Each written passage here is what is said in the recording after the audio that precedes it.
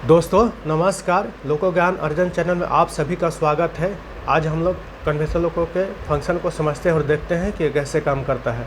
तो ये part 2 number का वीडियो है। पार्ट 1 नहीं देखे हैं तो जाकर के देख लीजिए, उसमें आर्डो के बारे में चर्चा किए हैं और ये इसमें एसटीसी के बारे में देखते हैं और थोड़ा विस्तार से हम लोग देखते हैं कि कैसे काम करता है। तो हम लोग लोको जब एनर्जाइज करते हैं, जब डीजे क्लोज होता है तो OH से 25 kV का जो वोल्टेज पॉइंटों के थ्रू हम लोग को डीजे जब क्लोज रहता है तो होते हुए डीजे से होते हुए ये QLM होते हुए TFWR यानी मेन ट्रांसफार्मर में आता है और मेन ट्रांसफार्मर 25 kV से आवेशित हो जाता है। यहाँ से 2 भागों में जाता है। फिर तो यहाँ इधर स्टेप डाउन करके और ये आर्नो के जगह पे STC रहता है, तो उसको सर्किट के माध्यम से समझते हैं कि कैसे काम करता है। तो देखिए यहाँ आर्नो जो है, आर्नो के जगह पे STC रहता है और STC या आर्नो जब फुल पिकअप में स्टार्ट हो जाता है ये 3 फेज AC सप्लाई देता है। तो आर्नो जो सिंगल फेज 380 वोल्ट लेता है और 3 फेज 380 वोल्ट सप्लाई देता है, और जो STC रहता है तो 760 से 830 वोल्ट सिंगल फेज AC लेता है और 415 volt plus minus 5% 3 phase AC supply देता है आउटपुट के रूप में।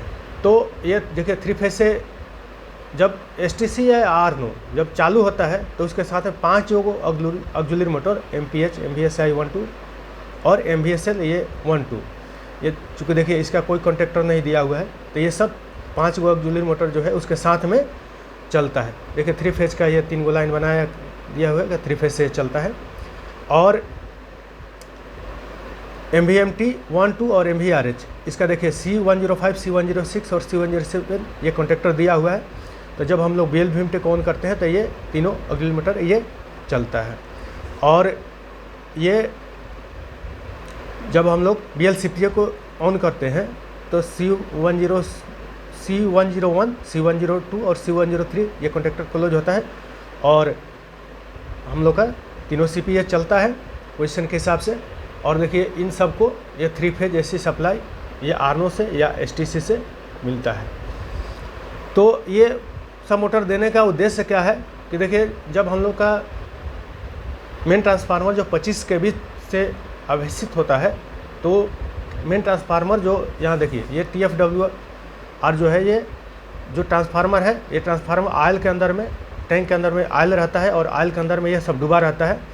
तो ये जब ये आवेशित होता है तो ये तेल गर्म हो जाता है, और जब तेल ट्रांसफार्मर का तेल गर्म होता है तो उसको ये MPH क्या करता है कि ये सर्कुलेट करता है उस तेल को, यानी कि उस तेल को रेडिएटर में भेजता है और रेडिएटर से ठंडा होकर के वापस ये फिर ट्रांसफार्मर टैंक में आता है। तो ये MPH इसलिए दिया गया है। और MVSI 1 और 2 और MVSL 1 और 2 देने का कारण है कि देखिए जब हम लोग का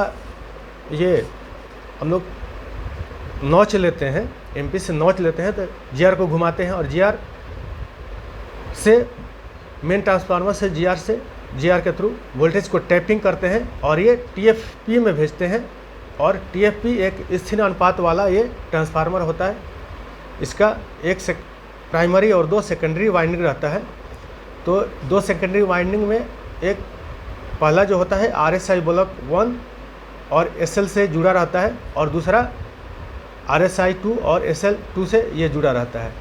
तो यहाँ से सिंगल फेज AC आता है, और ये RSI में क्या होता है कि यहाँ से सिंगल फेज AC जो होता है DC में कन्वर्ट होता है, और यहाँ से कुछ AC का तत्व रह जाता है तो SL में समुद्री रिएक्टर में आकर के पूरी तरह से DC बन जाता है। चूँकि DC बनाने का कारण है कि हमारे ट्रैक्शन मोटर जो लोको में लगा हुआ है और सब DC सीरीज मोटर होता है, तो ये DC बनता है। और यहाँ ये लाइन कंडक्टर के थ्रू, लाइन कंडक्टर से जब हम लोग MP को N में करते हैं तो क्लोज होता है, और जब हम लोग नॉच लेते हैं तो ये लाइन कंडक्टर के through traction motor RSI block 1 से जो जुड़ा रहता है। तो RSI जो 1 है ये ट्रैक्शन मोटर 1, 2 और 3 को सप्लाई देता है, और RSI 2 जो होता है ये ट्रैक्शन मोटर 4, 5 और 6 को सप्लाई देता है। तो यहाँ जो वोल्टेज का चेंजिंग होता है इसको सर्किट के माध्यम से हम लोग समझते हैं कि देखिए यहाँ पे जो ये स्थिर अनुपात वाला ट्रांसफार्मर है, इसका 2 सेकेंडरी वाइंडिंग ये हो गया। और यहाँ से देखिए RSI ब्लॉक 1 में आता है, यहाँ AC से DC बनता है और कुछ AC का तत्व रह जाता है तो SL में आकर के प्योर DC बनता है। उसी तरह से RSI 2 में आता है और ये AC से DC बनता है और कुछ AC का तत्व रह जाता है तो यहाँ प्योर DC बनता है। तो RSI 1 से ये फिर लाइन कंडक्टर देखिए इधर आता है, ये लाइन कंडक्टर 1, 2 और 3 क्लोज होता है और ट्रैक्शन मोटर 1, 2 और 3 को सप्लाई देता है। और उसी तरह से देखिए RSI 2 जो है, RSI 2 ब्लॉक होता है, इधर से आता है, ये इस रास्ता से होकर के आता है।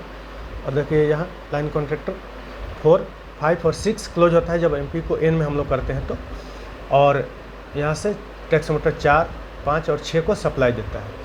तो ये सब ट्रैक्शन मोटर जो लगा है ये सब DC सीरीज है, इसीलिए यहाँ AC से DC जो बनता है तो इसीलिए ये गर्म होता है। तो गर्म होता है तो इसको ठंडा करने के लिए RSI, ये MVSI, देखिए ये MVSI जो मोटर दिया गया है, ये MVSI 1 और 2 जो है, ये RSI 1 के लिए ये RSI ब्लॉक में जो वोल्टेज चेंजिंग होता है तो वो गर्म होता है, तो वो MVSI 1 RSI ब्लॉक 1 को ठंडा करता है और MVSI 2 RSI ब्लॉक 2 को ठंडा करता है। उसी तरह से देखिए यहाँ SL में जो वोल्टेज का चेंजिंग होता है, AC से जो DC बनता है, कुछ AC का तो रह जाता है तो प्योर DC बनता है।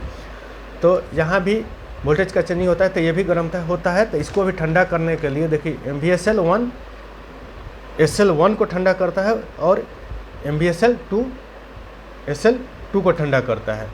और MVRH, ये जो MPH जो रेडिएटर में जो ट्रांसफार्मर तेल को भेजता है तो उसको ये ठंडा करता है।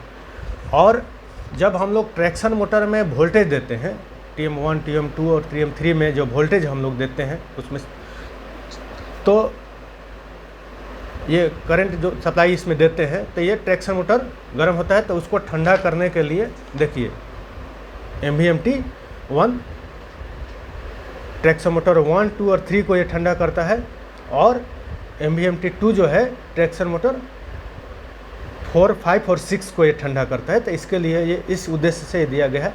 तो ट्रैक्शन मोटर भले हम लोग का DC सीरीज से चलता है, DC वोल्ट से चलता है, लेकिन ये सब 3 फेज AC से चलता है। और MCP 1 और 2 और 3 जो दिया गया है ये हम लोग का लोको के थ्रू जो प्रेशर जाता है वैगन में, ट्रेन के अंदर में, तो ये MCP से बन करके जाता है। और ये 3 फेज देखिए ये बैटरी चार्जर है जो 3 फेज इसमें आता है, 3 फेज लेता है और 110 वोल्ट DC बना करके आउटपुट के रूप में कंट्रोल सर्किट को ये देता है।